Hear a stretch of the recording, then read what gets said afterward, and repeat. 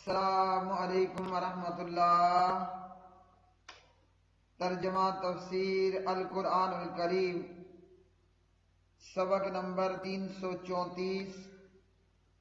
پارہ نمبر 10 الانفال، آیت 54 تا 59۔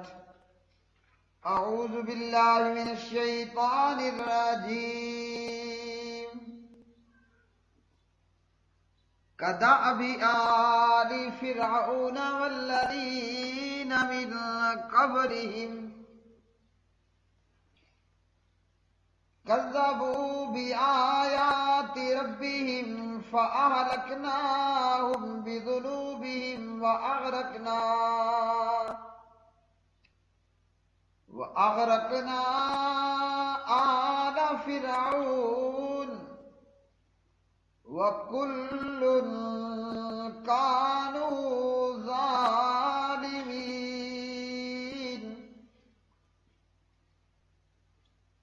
إِنَّ شَرَّ الدَّوَابِّ عِندَ اللَّهِ الَّذِينَ كَفَرُوا فَهُمْ لَا يُؤْمِنُونَ۔ الذين عاهدت منهم ثم ينقضون عهدهم في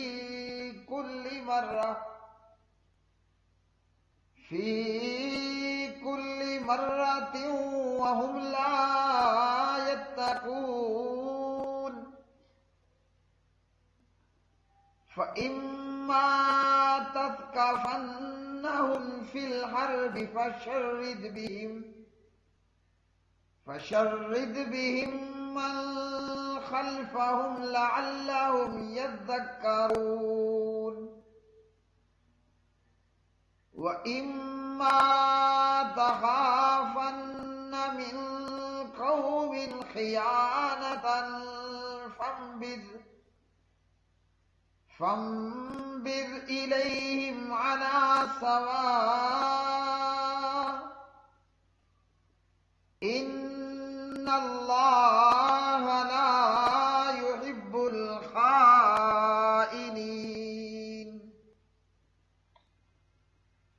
ولا يحسبن الذين كفروا سبقوا، إنهم لا يعجزون۔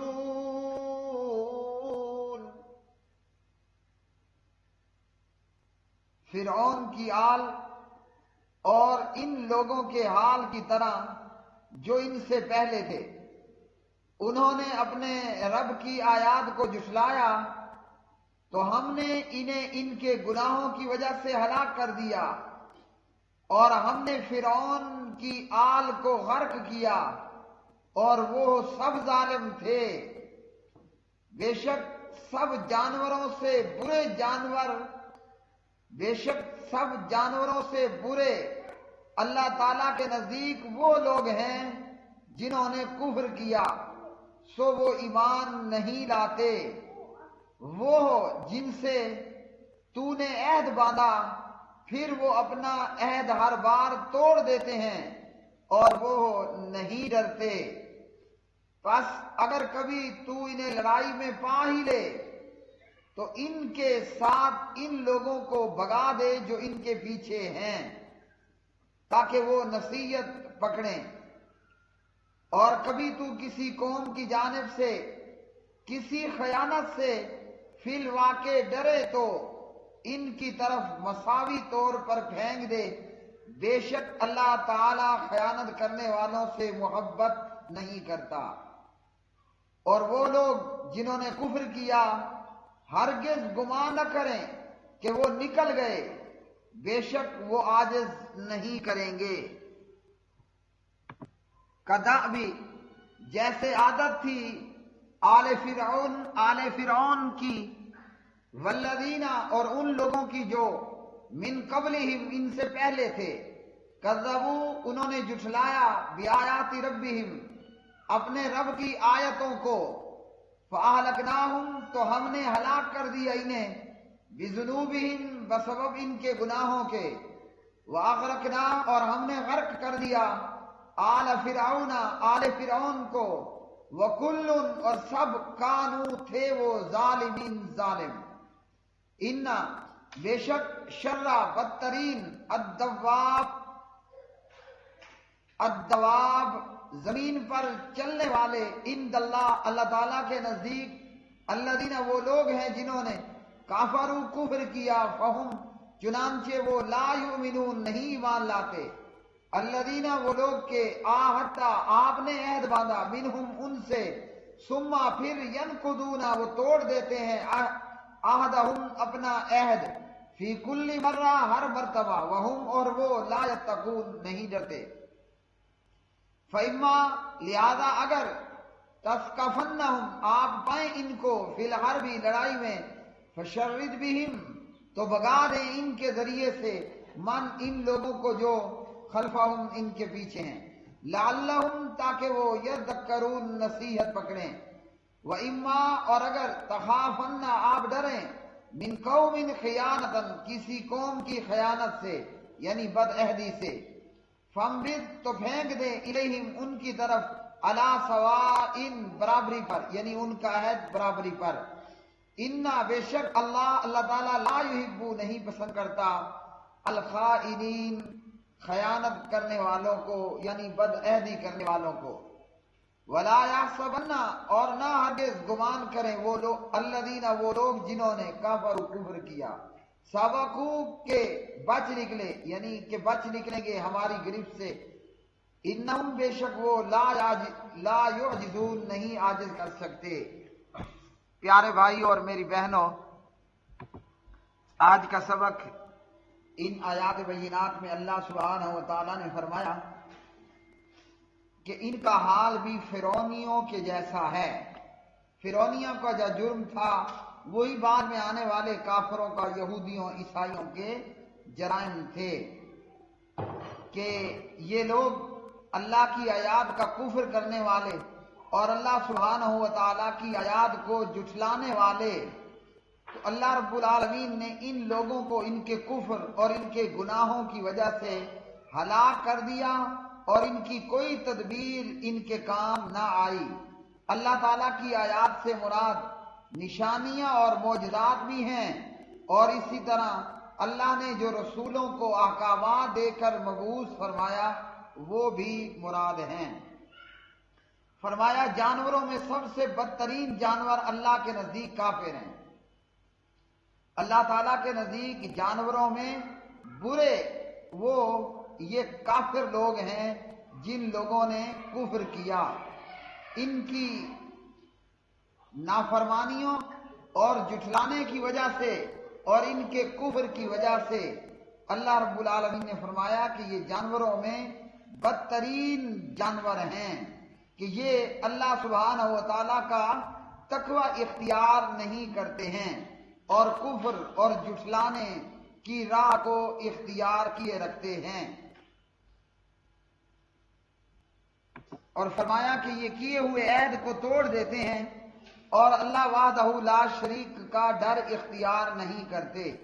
اس سے مراد مدینے کے یہود ہیں۔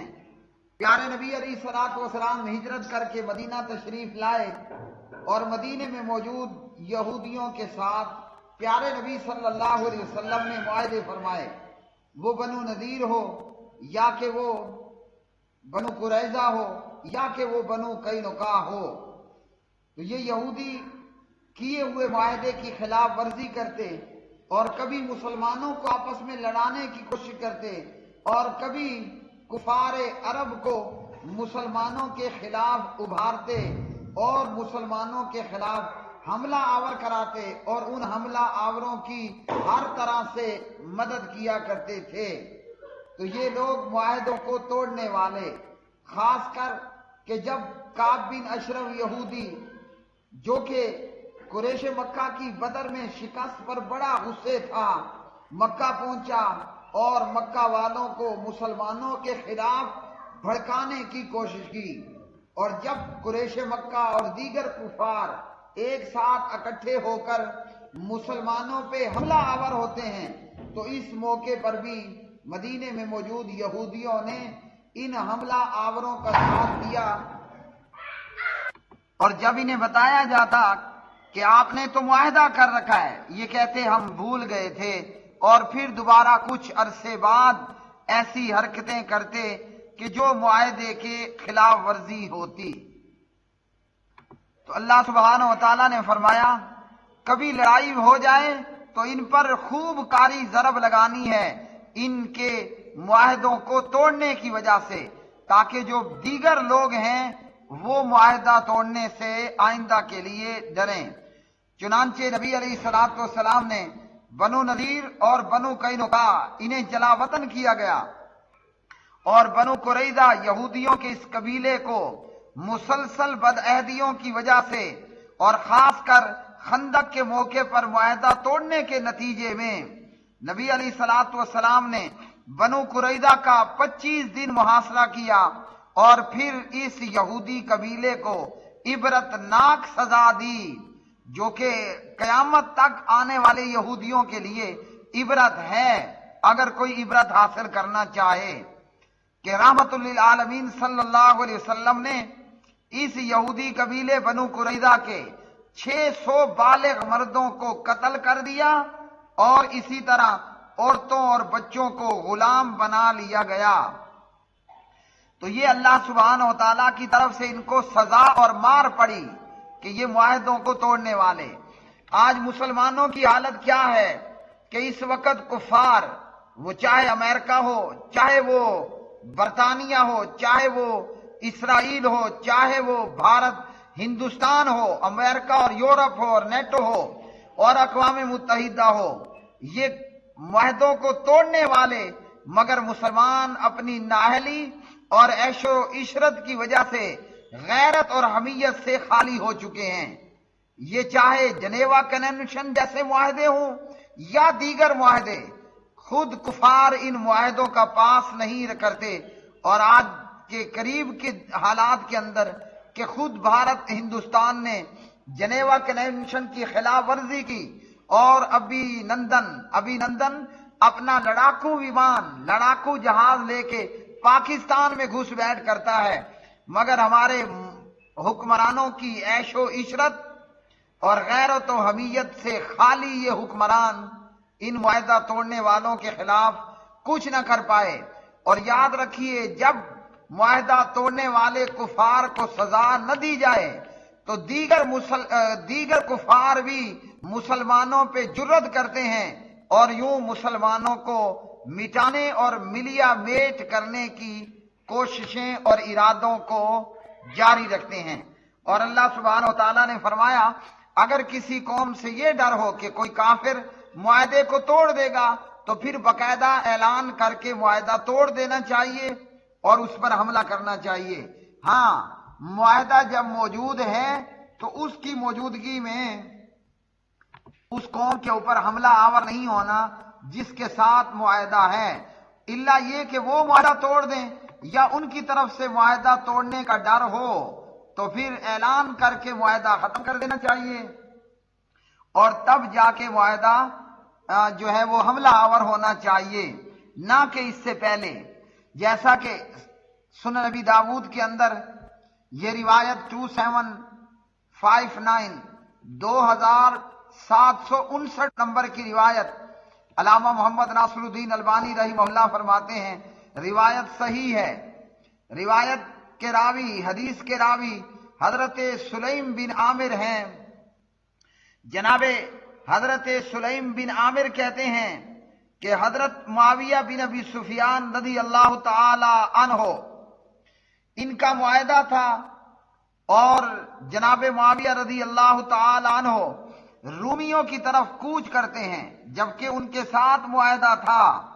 ان کے رومیوں اور مسلمانوں کے بیچ میں۔ حضرت معاویہ رضی اللہ تعالی عنہ کا ارادہ یہ تھا کہ ان کی سرحد کے قریب پہنچ کے رک جائیں، جب معاہدے کی مدت ختم ہو تو حملہ کر دیا جائے، جبکہ اس موقع پر حضرت عمر بن عبسہ رضی اللہ تعالی عنہ حدیث بیان کرتے ہیں کہ رسول اللہ صلی اللہ علیہ وسلم نے فرمایا، آپ صلی اللہ علیہ وسلم فرماتے ہیں کہ من کان بینہ و بین قوم عہد فلا یشد عقدۃ ولا یحلھا حتی ینقضی امدھا۔ پیارے نبی علیہ الصلوۃ والسلام نے ارشاد فرمایا، جس کا کسی قوم سے کوئی عہد ہو تو ہرگز نہ کوئی گرہ کھولے اور نہ اسے باندھے، ہرگز نہ کوئی گرہ کھولے اور نہ اسے باندھے یہاں تک کہ اس کی مدت ختم ہو جائے یا برابری کی بنیاد پر ان کا عہد ان کی طرف پھینک دیا جائے۔ جب جناب عمر بن عبسہ نے یہ حدیث بیان کی تو ابو داود کی روایت کے اندر جناب معاویہ بن ابی سفیان رضی اللہ تعالی عنہ